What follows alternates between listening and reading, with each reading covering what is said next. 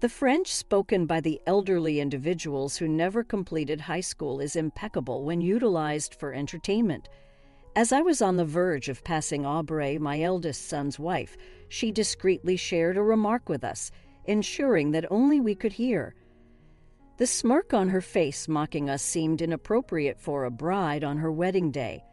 It turned out that the surprise speech we were asked to give for Tyler, our eldest son, was a trap set by Aubrey to embarrass us. Aubrey consistently looked down on us for having only completed middle school and seized every opportunity to insult us.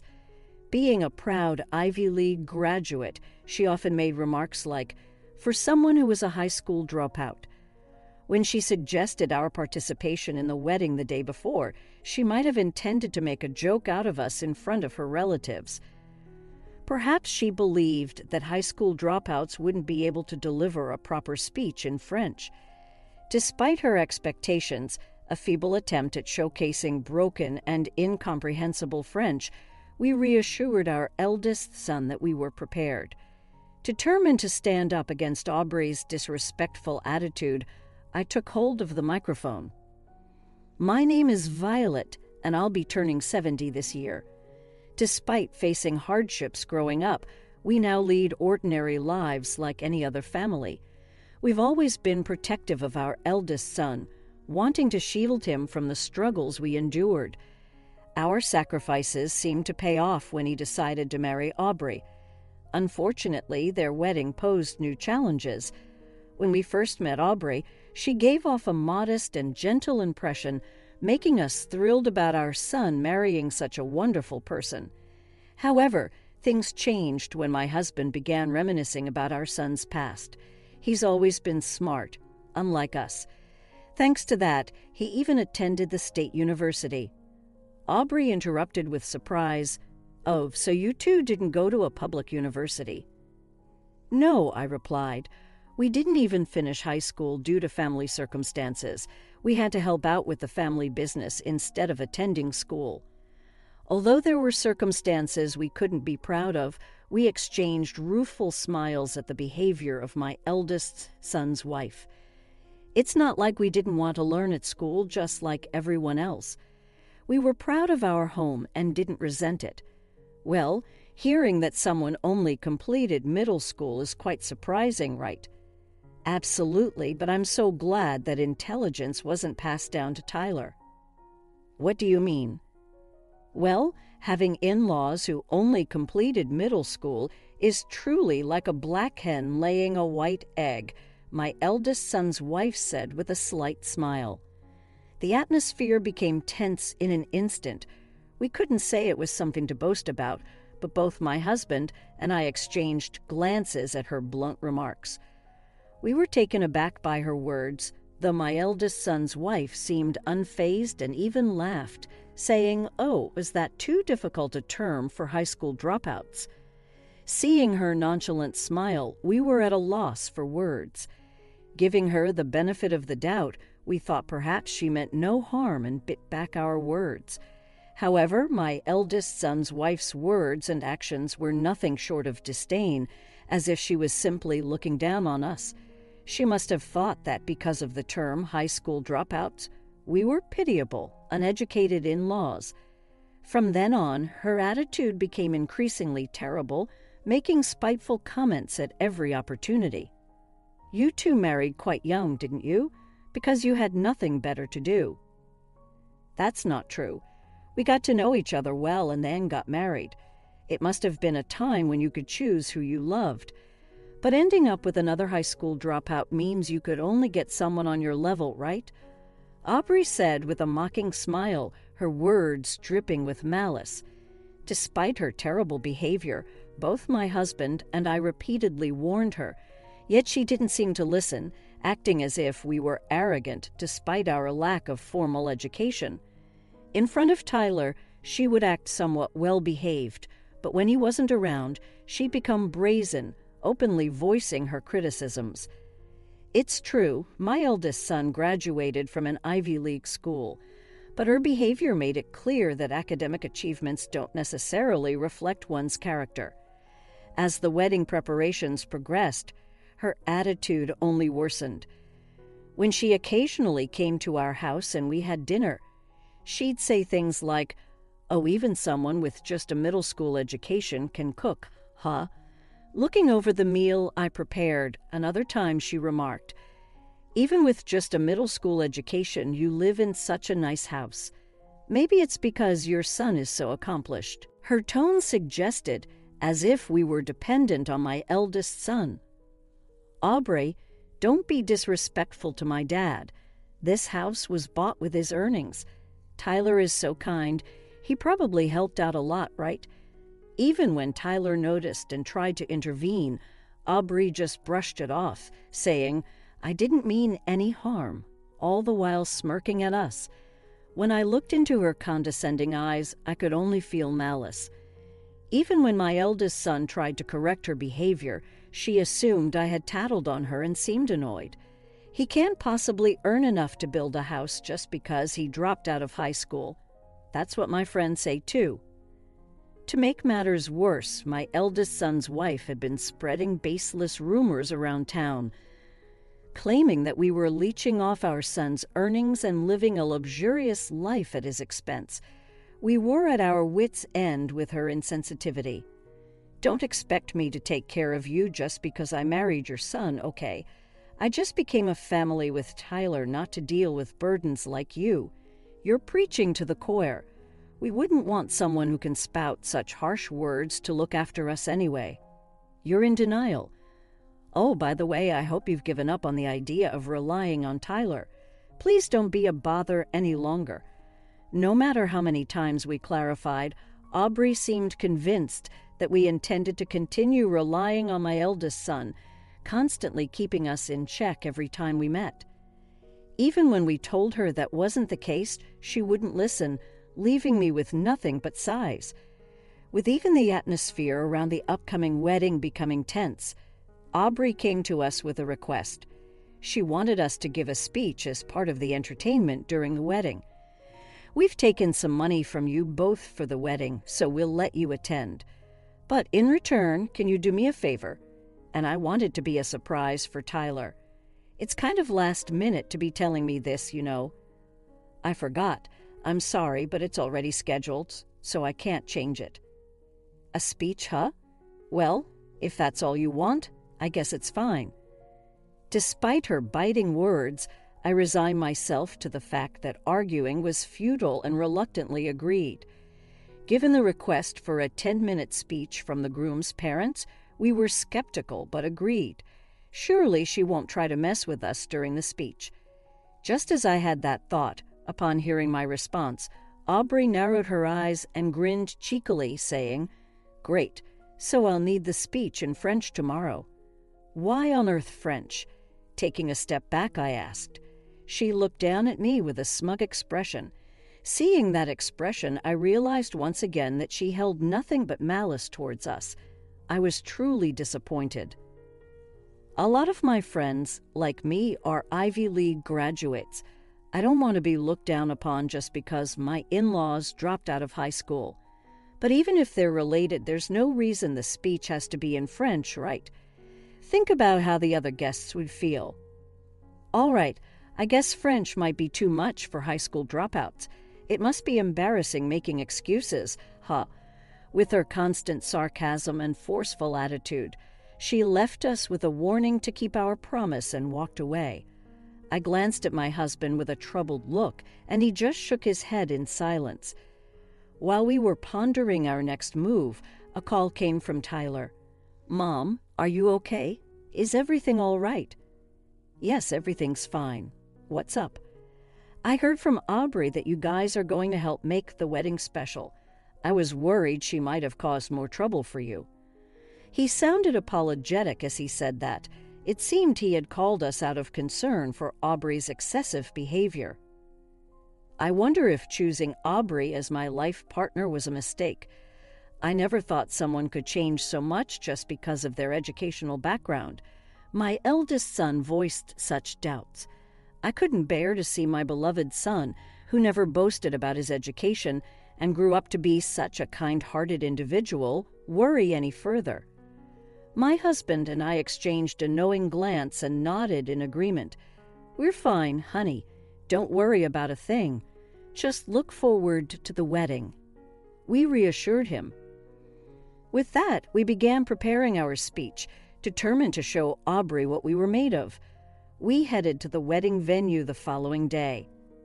On the wedding day, everything seemed to be going smoothly, except for the occasional glances and sneers from Aubrey's friends seated at her side. Even when we ran into them in the corridor, they purposely bumped into my shoulder without even a simple greeting. Without apologizing, they moved on, wearing scornful smiles, which made me think they'd probably been hearing things about us from Aubrey. "Are you okay, Violet?" "Yes, I'm fine." I could guess what they've been told, but even then, these were very rude individuals. For being first-time acquaintances, their very character was questionable. If I was considered the bad apple in the lot, they surely were no better.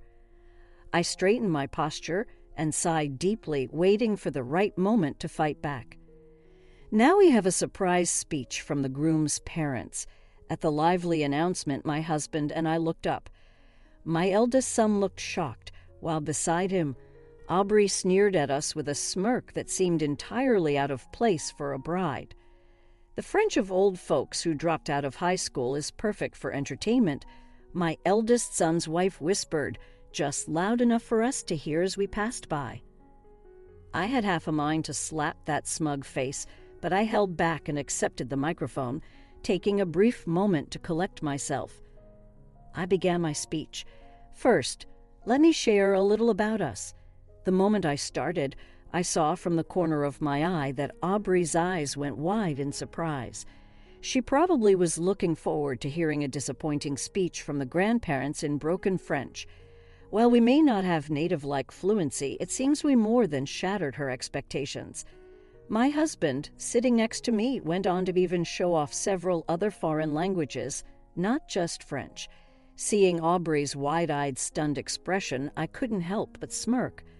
"How can you deliver such a speech? It's weird, considering you dropped out of high school." "Please don't judge a book by its cover, or in this case, by one's education," I responded softly and continued my speech. I openly delivered the speech in French, discussing how my eldest son's wife disapproved of our educational background.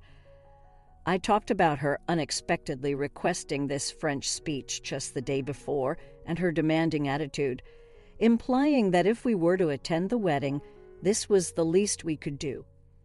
I even addressed her previous insults towards us. I actually had much more to say, but my speech was cut short due to a flustered interruption from Aubrey. Still, the murmurs and whispering in the crowd, coupled with the shocked look on Aubrey's face, made me feel that revenge was complete. I'm sorry for that little commotion. There it was, a surprise speech from the groom's parents. Thank you. No, thank you. And may I say your pronunciation was impeccable. Did you study abroad? No. To our embarrassment, we dropped out of high school. Yes, it's true that we dropped out of high school, but in my case it was to help out with the family business. My husband, although we too only completed middle school, managed to not only support his family, but also became the CEO of a successful company. He climbed his way up, working relentlessly, and even established his own company, learning everything he needed on his own. Not attending school was trivial to him. My husband and I met by chance through our work, and knowing the similar hardships I faced, he stepped in to assist with my family's business. Thank you so much for helping our family. I can't express my gratitude enough. If you're thankful, why not work with us? It would be reassuring to have someone who's faced the same challenges on board. That's how I started working at my husband's company and continued working even after we got married until my retirement. Since the company also had overseas operations, thankfully both my husband and I became fluent in French. I finished off by saying to Aubrey with a smile, it was the bride who asked us to deliver this speech in French at this wonderful venue. She set up this opportunity so that my husband and I, who only completed middle school, wouldn't be looked down upon by her and her highly educated friends, including those who graduated from prestigious universities like Harvard. From her reaction, even though she requested the speech in French, she probably couldn't fully understand it. Likely, she didn't grasp the entirety of our previous speeches either. Her earlier outbursts seemed to stem from her disdain for seeing us speak French fluently. As I waved cheerfully, Aubrey waved back timidly. Her usual sarcastic remarks were gone, and she remained silent and looked down for the rest of the event. The guests from my eldest son's wife's side seemed to have understood the speech much better than she did. Their smiles from moments ago instantly faded. Aubrey's parents appeared just as distressed, and the festive mood quickly shifted. After the ceremony, they rushed over to us, informing us about their professional ties with my husband's company. As we were about to leave the venue, they stopped us while forcefully making my eldest son's wife, who was still in her beautiful dress, apologize. They too apologized profusely. We desperately tried to calm them down. My daughter behaved very awful, and we are truly sorry.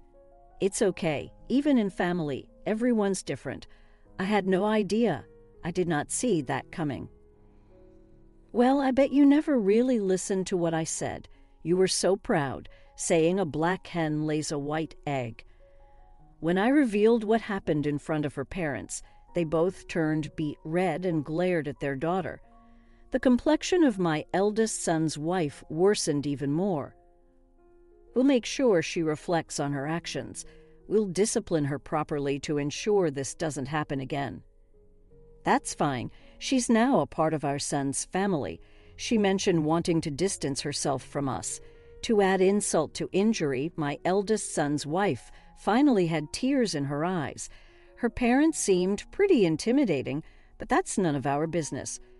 Furthermore, I heard that even her friends had cut ties with her because they had believed the baseless rumors, saying, "We thought you had terrible in-laws with just a middle school education." She must have felt embarrassed for getting caught up in all that. Why is this happening to me? If Tyler had told me, none of this would have happened. I did tell you they had earnings enough to build a house and didn't need any financial help. They even paid for all of my college tuition.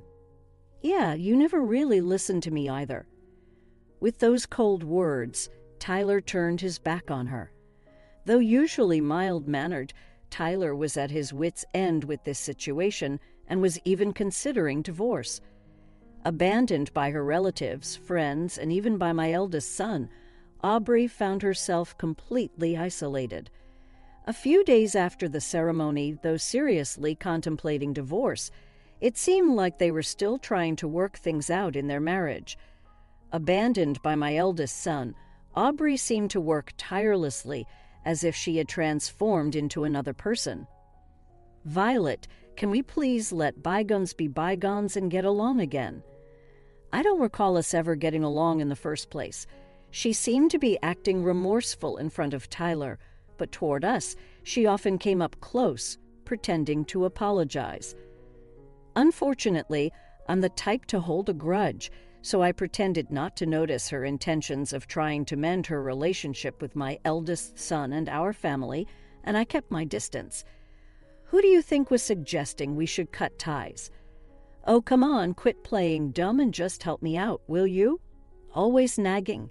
You're the most spiteful person. Why, thank you. Your trying to make a spectacle out of an old couple's French skills was quite a move as well. Not liking my retort, a frustrated Aubrey glared at me with her unapologetic attitude.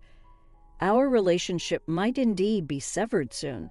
Even if it put her in a difficult position, I wondered where her high pride came from. She seemed to look down on us and was reluctant to reflect on her actions. Recently, a relative who had recorded the wedding sent us the footage. When it got to my speech, we clearly saw the surprised face of the bride and burst out laughing. You know, school isn't the only place to learn. Maybe I should try learning something new. Why not? Maybe I'll join you. We decided to head to a bookstore together to look for some study materials.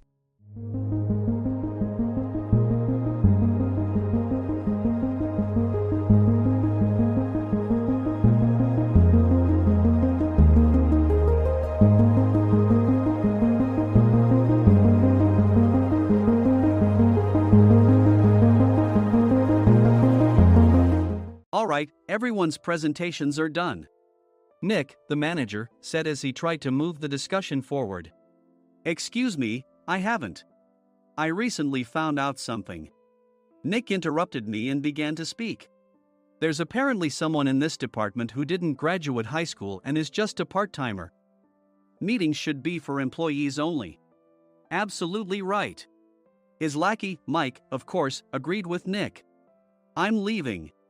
After leaving the meeting room, I started to shut down my computer. I noticed that an email had arrived, not in my personal inbox, but in the company's shared email. Thinking, there's no point in speaking up, no one will listen, I went home quietly. The next day, I heard a commotion from Nick's desk.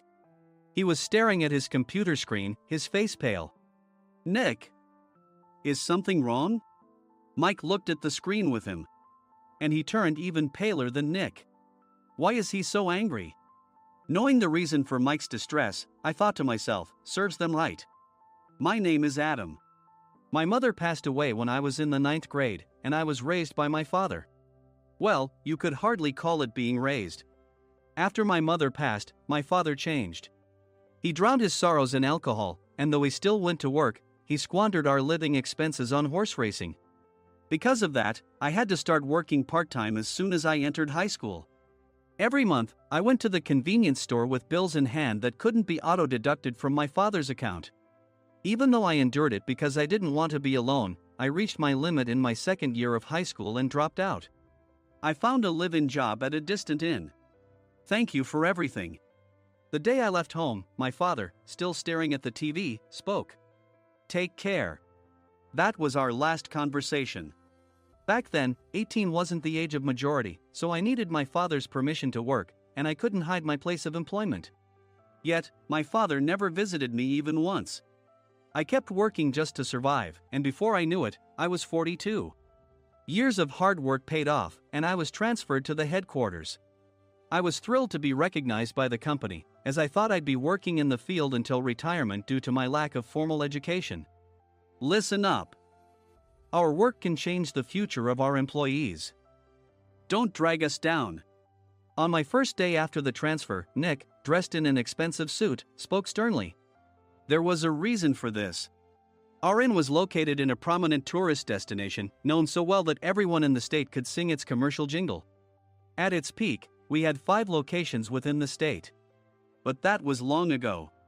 Due to financial difficulties and aging facilities, only the place where I had worked for many years and the original establishment remained. I was prepared to lose my job anytime, but now there was a glimmer of hope. With the rise of social media, the tourist area where the inn was located started gaining attention again. Depending on how hard the sales department, where I was transferred, worked, we could either thrive or be forced to give up this prime location to the new hotel chains continuously popping up. For Nick, who had switched careers from another industry to strengthen our sales, this was a battle he couldn't afford to lose. I understood why he had to be strict. I will do my best. Nick sneered at my enthusiastic declaration. Did you not hear what I said? I'm sorry. I thought I was listening carefully. Out of habit from years of customer service, I apologized reflexively, though I had no idea what had offended him. Someone was watching me with a smirk. In this department, there are those who are expected to excel and those who have been shoved here because they have nowhere else to go. You are the latter. It was Mike, the section chief. He's 7 years younger, at 35. But he was called to headquarters much earlier than I was and had been moving around within the headquarters ever since. I'm not jealous, but I can't accept that he's my boss. Graduating from a prestigious university, he has an unusually high pride and caused many problems as a newbie, making things very difficult for me when I was the front desk leader. When I found out Mike was transferred to the sales department a month before me, I was disheartened. Mike is right. With just a middle school diploma, there's not much you can do. Don't even think about achieving results. As if I didn't exist, Nick remarked, I'm thirsty. Mike eagerly ran to the coffee maker. It seems Mike is Nick's lackey. I regretted being happy about my transfer to headquarters, wishing I had stayed on site forever. Send a direct mail to every company on this list by the end of the day. Nick only assigned me tasks that even a new graduate could handle. What? There are over 1,000 companies. You want me to send to all of them by today? Yes, if you and your fellow misfits split the work, even those with nowhere else to go should finish by today. I glanced at the employees typing away expressionlessly. They were worn out from customer service, only thinking about leaving on time, or were women reassigned after having children. With zero motivation for work. Even Sam, a new graduate from the same university as Mike, who was supposed to be among the expected achievers, had no enthusiasm for the job. Having joined the company wanting to do customer service. I don't care what they say, I plan to quit anytime, he said. Only Nick and Mike were highly motivated, making all the decisions between the two of them. I originally only wanted to work at the inn to survive and had no particular attachment to this job. I swallowed my words, thinking I had no right to reprimand them. About a month after the transfer, Nick told us with a frustrated look. To commemorate the 50th anniversary, we've decided to create a plan exclusive for one group per day. Originally, Mike and I were supposed to come up with it, but our president, Mr. Thompson, insists on hearing everyone's opinions. So, you all get a chance. As Nick explained, Mike began handing out prints. Make sure not to embarrass Nick. If your ideas are half-baked, you'll have to redo them. It seemed that they had printed his handwritten notes by Mr. Thompson, which included several questions and a section for free responses. It made sense why Nick had to seek our input, given that all responses had to be submitted to Mr. Thompson. We were given a week to think about it, and a meeting was scheduled to compile our ideas. My plan is to let guests enjoy both the old and modern America. Nick began the presentations. Guests would watch a master confectioner at a nearby traditional sweet shop make sweets in front of them. The welcome drink would be premium tea in a bottle. Nick's plan was certainly attractive. After his presentation, Nick called on us to present in the order we were seated. Just as I stood up for my turn. All right, everyone's presentations are done. Excuse me, I haven't. I recently found out something. Nick interrupted me.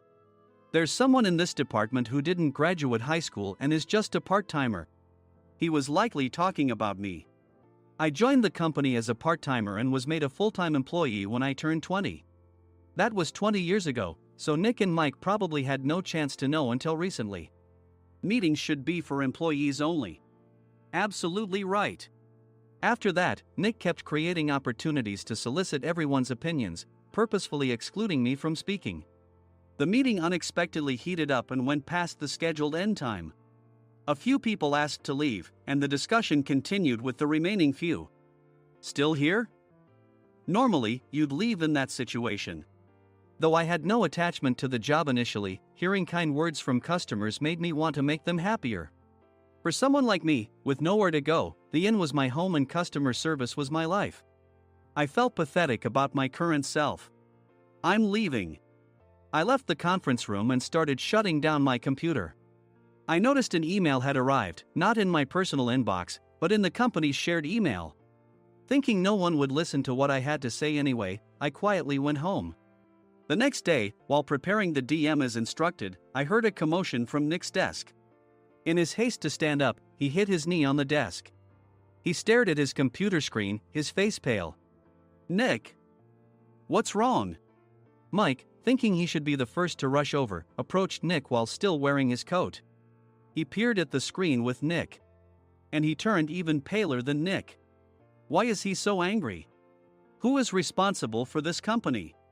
Nick, more irritated than ever, asked, and Mike answered without checking. Probably Sam. Sam wasn't there because he was attending a morning training session for new hires. Nick gave up on getting angry and returned his gaze to the screen. They were looking at an email that arrived right after the end of the working day yesterday. Apparently, no one, including me, had checked it before leaving. The email was from a large company that used us for their annual employee trips. The president and executives of that company also frequently used our services personally. President of the company, Mr. Mason himself had declared that neither he nor his company would ever use our services again. Well, some companies cancel their employee trips or stop using our services due to financial struggles. Let's just move on. Mike kept wiping the sweat from his forehead with a handkerchief. Knowing why Mike was so agitated, I quietly watched their interaction. Do you know how much revenue we get from that company? We can find other guests to fill the rooms, but we'll lose the banquet costs, gift shop revenue, rental car fees, and more. Moreover, the gifts were supposed to be prepared by the traditional confectionery shop involved in Nick's proposed plan. If it's known that we incurred such a huge loss at this critical time, Nick's position in the company would be jeopardized. Nick took a deep breath, seemingly trying to calm himself. All right, Mike. Go to New York right now and apologize to Mr. Mason. What? You're coming with me, right? I have urgent work to do. I trust you, which is why I'm entrusting this to you. Please. Mike, believing Nick's sincerity, agreed with a determined look on his face, saying, yes. That's Nick for you. Even if Mike went to apologize, Nick would shift all the blame onto him if the client didn't change their mind. Well, it was Mike's fault to begin with, so it served him right.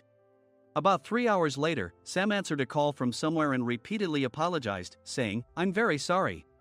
Everyone watched to see what was happening. After ending the call, he informed Nick with a weary tone.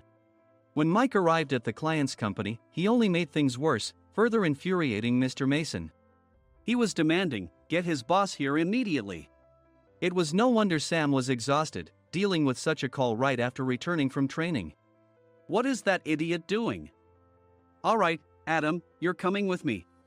If sacrificing Mike didn't work, then I must be next. Normally, I'd want to refuse at all costs, but I saw an opportunity in this situation. If I can be of assistance, I'd be happy to join you. I obediently followed Nick, and we flew to New York. When we introduced ourselves at the reception, it became clear how serious the situation was, as the receptionist personally escorted us to the president's office. Angry voices leaked through the door, making both Nick and me uneasy. Excuse me. I'm Nick, the supervisor. I understand my subordinate has caused you trouble, and I deeply apologize. Nick, with his experience in the corporate world, knew enough to offer an apology before excuses. However, his customer service skills left much to be desired. I sighed as I saw Mike trembling like a small dog in the corner of the room. What kind of training are you giving your subordinates? Mr. Mason glared at Nick with a red face. The intensity of his gaze made even Nick take a step back. Regrettably, I joined this company only 2 years ago and was unaware of Mike's issues. I should have identified his shortcomings sooner. Indeed. I should have realized sooner. No sensible person would come to apologize and then give a lengthy presentation on the drawbacks of not using their in. Nick froze, his mouth slightly open. Suspecting the worst, I picked up the documents that had fallen to the floor. It seemed Mike hastily prepared these documents on the plane, listing the disadvantages.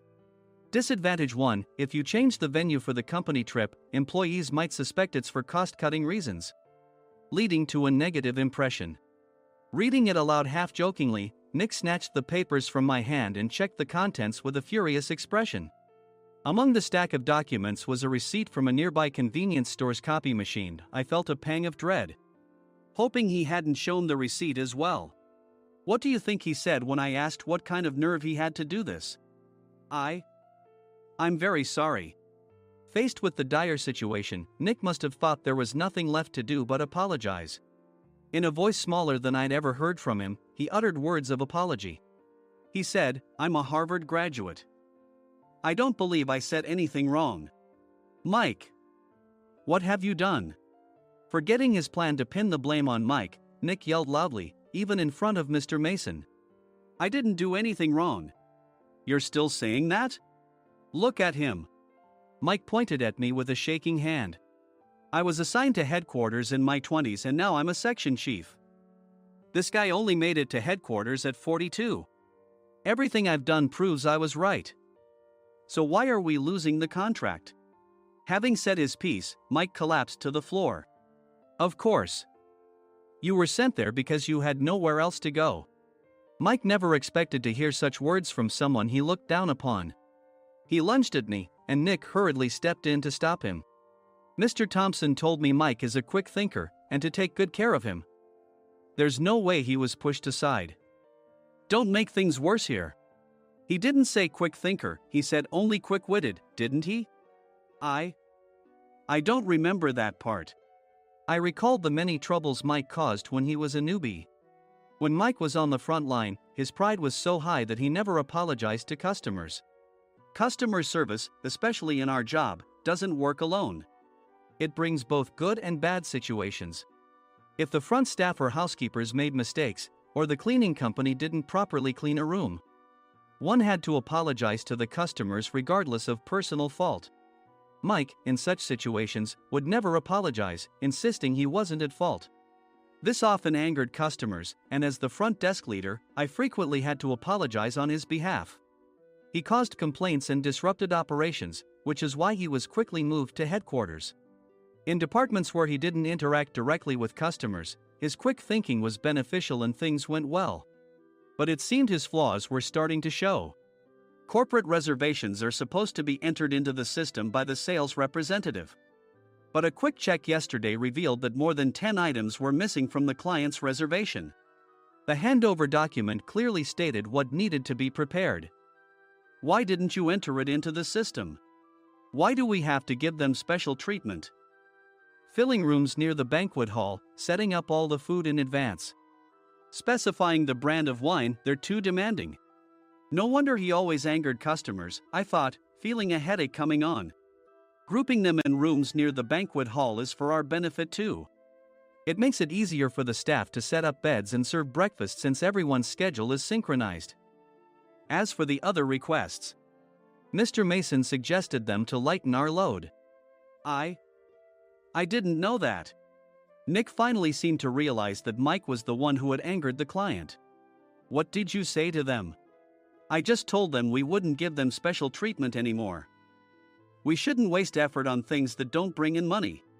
I was utterly exasperated at his lack of understanding of customer service. Of course, we shouldn't comply with unreasonable demands. But carrying over successful practices from past stays makes customers feel remembered and enhances their experience. Good memories encourage repeat visits. That's part of our job. I looked down at Mike, who was sitting on the floor. In our job, nothing is a waste. Mr. Thompson likely moved you to the sales department, hoping you'd finally understand this. How do you think he feels now that you failed to meet his expectations? Mike, tears in his eyes, fled the president's office. I was amazed he still hadn't apologized. You have it tough, Adam. It's okay, we're all employees of the same company. I deeply apologize for this disrespectful incident. Especially after all the care you've shown us. If it weren't for you, Adam, I really would have stopped staying here. When I heard you were moving to the sales department, I was willing to reconsider if you handled it. Seeing us talk so amicably, Nick's face contorted. Do you two know each other? Adam's service is excellent. I always requested him specifically. Normally, we don't accept specific staff requests, but we made an exception for Mr. Mason, adjusting my shifts accordingly. He had personally stayed at our hotel just before my transfer, and during casual conversation, I mentioned, I'm moving to the sales department soon.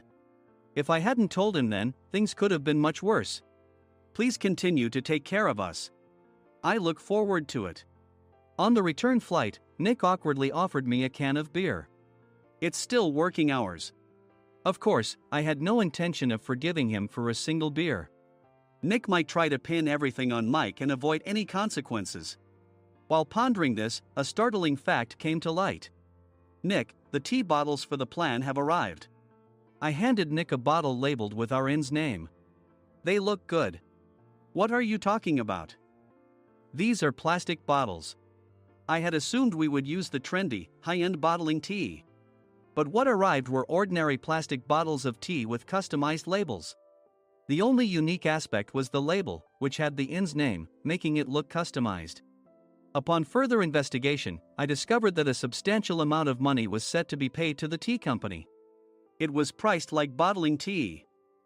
Does this plastic bottle really cost $100 each? The tea inside is specially blended for us. The extra cost is for that. Wouldn't it be better to use another tea company? Or is there a specific reason we must use this one? As Nick continued to make excuses, I showed him a printed email. I informed the tea company's president, Mr. Mitchell, that we discovered irregular payments and he confessed. He said you two were high school classmates and planned to split the extra money. That idiot. Why did he confess? That's not important. You should worry about yourself, this could turn into a police matter. Opening the bottle cap, I suggested. How about calming down with this tea? It supposedly has a relaxing effect. Nick drank the tea frantically. In the following days, decisions were made about their fates. Mike was reassigned to the General Affairs Department, with no chance of transfer or promotion, as per Mr. Thompson's orders. As for Nick, since the payment to the tea company hadn't yet been made, he narrowly avoided legal trouble. Instead, he was encouraged to leave the company, and to avoid further complications, Nick submitted his resignation.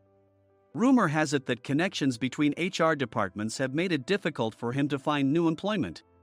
Even though it was good to have those two gone, something unexpected happened in the sales department. Everyone became motivated and united in refining the 50th anniversary plan. In the end, my plan was adopted. We collaborated with the Tourist Information Center to provide personalized guides. The plan, tailored to the number of guests, was truly special for the 50th anniversary. Hey, is Adam's family coming to stay? I immediately booked that special plan for my family. Sam noticed it on the reservation list and quickly picked up on it. Yes, I'm inviting my father. That's great. I might invite my parents too. I lacked the courage to face my father just as Adam. But here, with the confidence Mr. Mason praised, I felt ready. The 50th anniversary plan was a perfect opportunity to reconnect with my father. I hoped to bring back the days when we could laugh together as we once did.